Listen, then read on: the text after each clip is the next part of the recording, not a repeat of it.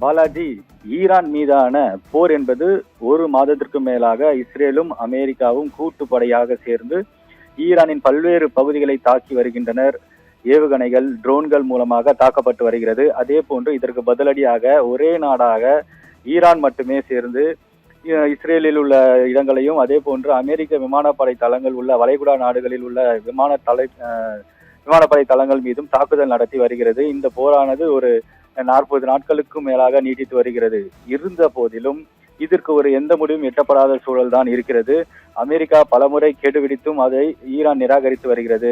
தற்காலிக போர் இல்ல நீண்டகால போர் நிறுத்தம் போன்ற அனைத்து உடன்படிக்கைகளுக்கும் ஈரான் எதற்கும் ஒப்புக்கொள்ளவில்லை. ஈரான் நாங்கள் என்ன சொல்கிறோமோ அதை ஏற்றுக்கொண்டால் தற்காலிக போரோ இல்ல நிரந்தர போரோ நிறுத்தப்படும் என அமெரிக்காவுக்கும் இஸ்ரேலுக்கும் பதிலடியாக தாக்குதல் நடத்தி வருகிறார்கள். அமெரிக்கா நடத்தும் தாக்குதலில் பல ஈரான் உயரதிகள் உயிரிழந்தாலும் ஈரான் கொஞ்சம் கூட அசரவில்லை. மீண்டும் பதிலடி தாக்குதல் நடத்தி வருகிறது. குறிப்பாக இஸ்ரேலில் உள்ள தலைநகரில் அதிரடியாக தாக்குதல், ஏவுகணை மூலம் தாக்குதல் நடத்தி வருகிறது. இந்த நிலையில்தான் ஹோர்முஸ் நீரிணை முக்கிய பங்காக பார்க்கப்படுகிறது. அந்த ஹோர்முஸ் நீரிணை திறக்க வேண்டும். இதனால் சர்வதேச அளவில் பாதிப்பு இருப்பதாக அனைத்து நாடுகளும் இதனால் பாதிப்பு ஏற்பட்டு எரிபொருள் விலை, கச்சா எண்ணெய் விலை போன்றவை அதிகரித்து ஒரு பெரிய அசாதாரண சூழ்நிலை உருவாக்கியுள்ளது. இந்த நிலையில் அமெரிக்க அதிபர் ட்ரம்ப் ஒரு பகிரங்கமான கெடு ஒன்றை விதித்துள்ளார். ஈரானின் தளத்தில் உள்ள ஹோர்முஸ் நீரிணை திறக்க வேண்டும். இதனை திறக்காவிட்டால் பல்வேறு வழிகளில் ஈரானை அழிப்போம் என்று ஒரு பகிரங்க எச்சரிக்கை விடுத்துள்ளார். 48 மணி நேரம் கெடு விதித்துள்ளார். அந்த 48 மணி நேரம் கெடு இந்திய நேரப்படி பார்த்தால் நாளை காலை 5:30 மணி வரை அந்த கெடு இருக்கும். அதற்குள் ஹோர்முஸ் நீரிணை திறக்க வேண்டும். தற்காலிக போர் நிறுத்தத்துக்கு ஈரான் ஒத்துழைக்க வேண்டும். இது 2 நிபந்தனைகளை வைத்து அமெரிக்க அதிபர் ட்ரம்ப் ஒரு கெடு விதித்திருந்தார். ஆனால் அந்த கெடுவுக்கு நாங்கள் பயப்பட மாட்டோம், அஞ்ச மாட்டோம், எதுவிருந்தாலும் நேரடியாக சந்திப்போம், தற்காலிக போருக்கு பேச்சே இல்லை என ஈரான் திட்டவட்டமாக தெரிவித்துள்ளது.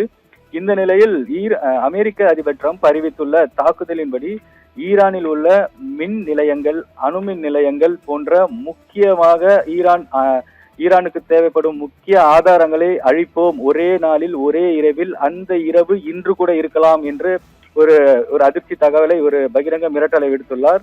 இதற்கு ஈரான் அஞ்சாவிட்டாலும் சர்வதேச அணுசக்தி முகமை நிபுணர்கள் மிகுந்த கவலையும் மிகப்பெரிய அதிர்ச்சியான ஒரு தகவலை வெளியிட்டிருக்கிறார்கள். ஈரானில் உள்ள அணுமின் நிலையம் தகர்க்கப்பட்டால் வளைகுடா நாடுகளில் கதிரியக்க பாதிப்பு ஏற்படும் என சர்வதேச அணுசக்தி முகமை நிபுணர்கள் கவலை தெரிவித்திருக்கிறார்கள். மேலும் இது தொடர்பாக பல அதிர்ச்சி தகவலையும் வெளியிட்டிருக்கிறார்கள். ஏனென்றால் ஈரான் மீது அமெரிக்கா அந்த போரானது ஈரானின் புஷார் அணுமின் நிலையம், அதாவது ஈரானில் உள்ள மிகப்பெரிய அணுமின் நிலையமும் மிக சக்தி வாய்ந்த அணுமின் நிலையமாக பார்க்கப்படுவது புஷார் அணுமின் நிலையம்.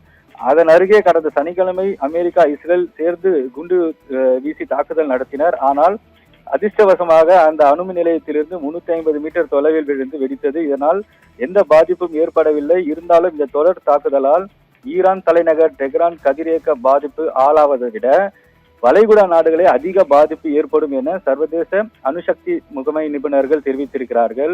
இது தொடர்பாக அவர்கள் கூறிய தகவல், புஷர் அணுமின் நிலையம் ஈரானின் தென் பகுதியில் அமைந்துள்ளது.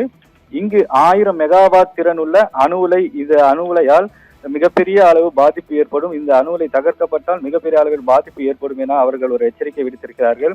தற்போது அந்த அணு உலை செயல்பாட்டில் இருக்கிறது. அந்த அணு உலையில் ரஷ்யா மீது வாங்கப்பட்ட 4.5% செறிவூட்டப்பட்ட யுரேனியம் பயன்படுத்த வருகிறது.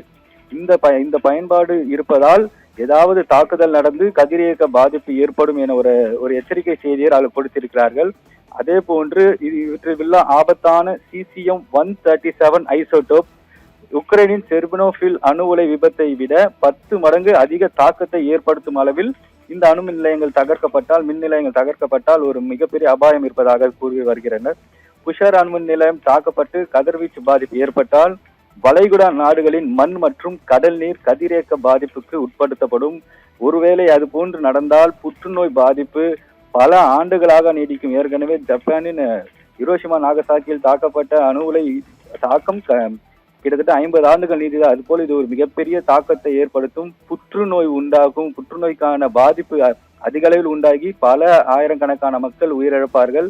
வளைகுடா நாடுகளில் உள்ள அனைத்து நாடுகளும் இதனால் பாதிக்கப்படும் என சர்வதேச அணுசக்தி முகமை நிபுணர்கள் ஒரு அதிர்ச்சி தகவலை தெரிவித்திருக்கிறார்கள்.